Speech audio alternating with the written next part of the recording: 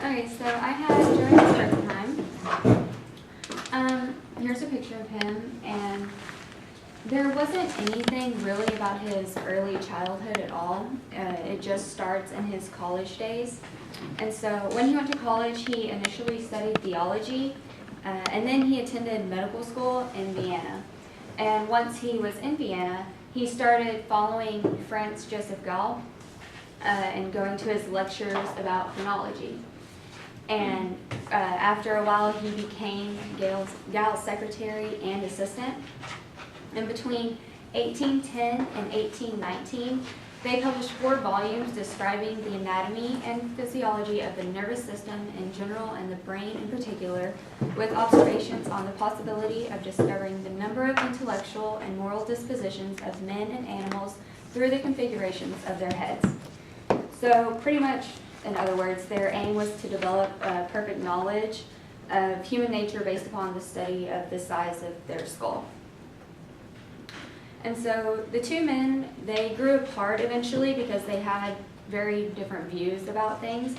Gall had a rather pessimistic and cynical view, and he was a determinist who believed that powers are inborn and cannot be changed.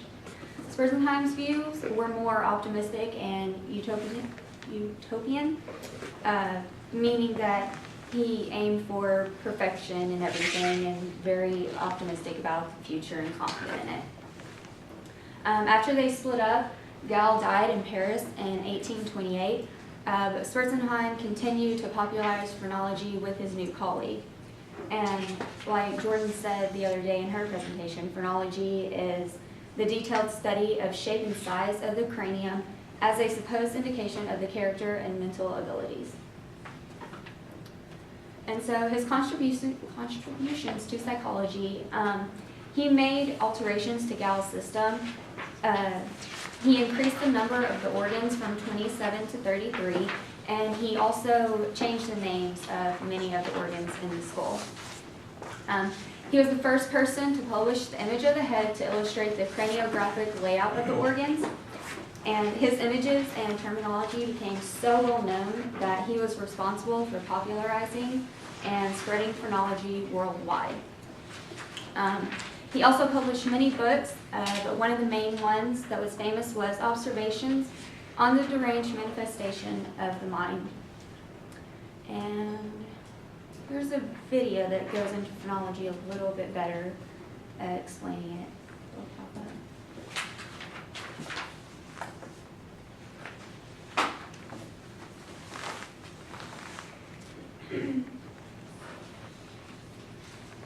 Does it sound bad? We'll see. It should be on as far as your wiring, but Okay. How much resource is in the skull? There could be anywhere from 27 to 38 regions of the skull indicative of the organs of the brain, each of which stood for a different personality characteristic. The most generally accepted was 35 regions, arranged in 5 major areas. The first area focused on the attributes of human feelings. Amativeness, or physical love and appetite for sex, is at number 1. An excess of this faculty indicates lewd and obscene behavior. A deficiency indicates a lack of affection and little interest in the opposite sex. At number 2 is philoprogenitiveness, or parental love. It also includes a fondness for pets and a strong feeling for the young and the helpless. Too much can lead to spoiling children by excessive indulgence. Too little can lead to the neglect of children. Concentrativeness is at number 3. This is the ability to focus the mind on one subject until completion. An excess indicates an obsessive approach, while too little leads to a compulsive need for variety, with many tasks left uncompleted. The fourth faculty is adhesiveness, or the need for strong friendship and to increase social contacts. Too much, and there is an excessive fondness for company. Too little, and there is a disposition to neglect friends and to shun social contact. At number 5 is combativeness, or the disposition to quarrel and fight. An excess indicates an excitable, contentious disposition.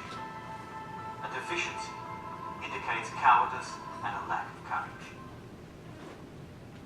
So that just shows you the different parts of the skull and their functions of some of them. Oh,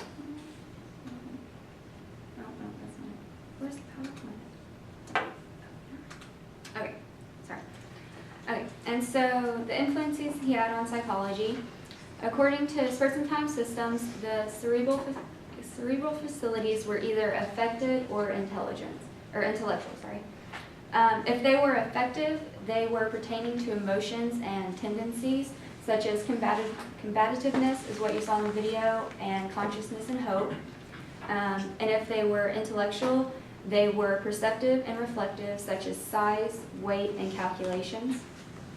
There was some controversy about phrenology, about that there were errors in the study and just such extravagant absurdities in it. But he had outlines in his studies that gave brief overviews of the history of the theory behind phrenology. And so in his last years, the knowledge of this science of the mind spread, and Spurziem and Cohn were invited to lecture in the United States. And they gave a series of highly successful lectures and demonstrations. And it was said that some of the demonstrations were very dramatic. But after 6 weeks arriving in the U.S., he passed away. But today, phrenology is still familiar to many from its association with the idea of reading the bumps on the individual's head. And so a biblical viewpoint on this, this study led to a new view to men that by knowledge and self-management, men have their health and development of their minds in their own hands. So now that they felt they had ability to care for themselves, their blind dependence on religion was no longer necessary. So they felt like they didn't need God or religion to help them grow and study. And that is it.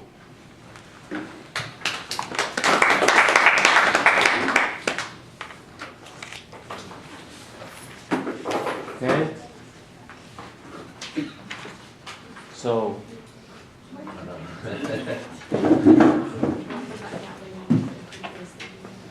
you asked them if they got this. Do it. What would you do? Okay. So can someone tell me what the major contributions